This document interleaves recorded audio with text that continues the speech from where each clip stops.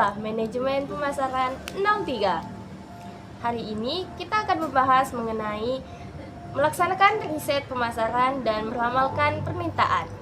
Bersama saya Pentinopita dengan NPM 25220091 dan rekan-rekan saya Vika Dwi Lestari dengan NPM 25220116. Saya Raffi Eka Satria dengan NPM 25220094. Dengan saya Sekar Citra Lestari dengan NPM 25220104. Nah, pernah nggak sih kamu orang kepikiran kenapa pisau cukur wanita itu warnanya pink? Atau kenapa kursi dan layanan pesawat itu beda-beda? Hari ini kita bakal bedah rahasianya di bab riset pemasaran. Betul, contoh paling ikonik itu Gillette Venus. Mereka ngabisin $300 juta cuma untuk riset. Sebenarnya mereka itu nggak mau kalau cuma pisau pria yang dicat ulang. Mereka itu butuh pegangan yang gak licin di shower. Intinya riset itu bukan sekedar kumpulin angka, itu cara kita untuk mendapatkan marketing insight. Di buku aja disebutin kalau industri riset itu gede banget. Nih di tahun 2006 aja nilainya sudah 24 miliar US dollar. Oke, kalau kita mau mulai riset, langkah pertamanya gimana?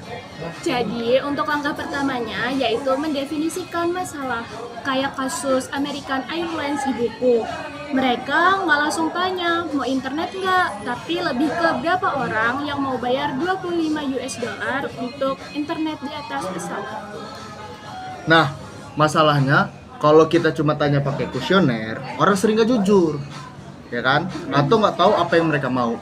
Makanya ada dua data sekunder dan data primer. Favoritku juga di bab ini sih adalah riset etnografi. Kita nggak cuma tanya, tapi hidup bareng konsumen. Kayak Bank of America yang ngamatin ibu-ibu belanja. Akhirnya tercipta program Keep the Change. Karena mereka menemu kebiasaan orang nyimpen uang receh. Ada juga riset eksperimen. Ini yang paling valid sih secara ilmiah. Kita coba kasih harga beda kedua kelompok nih. Terus kita lihat reaksinya. Jadi itu bukan asumsi doang. Wah, berarti sampai kebiasaan klik di internet pun dipantau ya?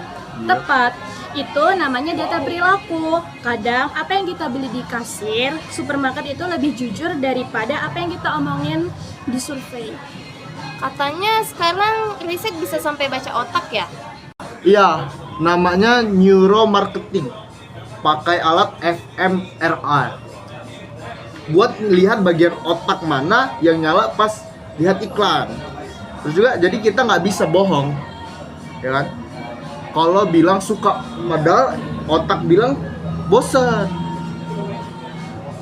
Tapi ingat, riset yang baik itu punya 7 ciri. Harus pakai metode ilmiah, kreatif, dan yang paling penting pemasaran etis. Jangan sampai riset melanggar privasi orang. Kesimpulannya, riset itu bukan buat gaya-gayaan doang. Riset itu buat meminimalkan risiko supaya keputusan bisnis kita nggak zonk. Keren banget ya bahasan kita hari ini.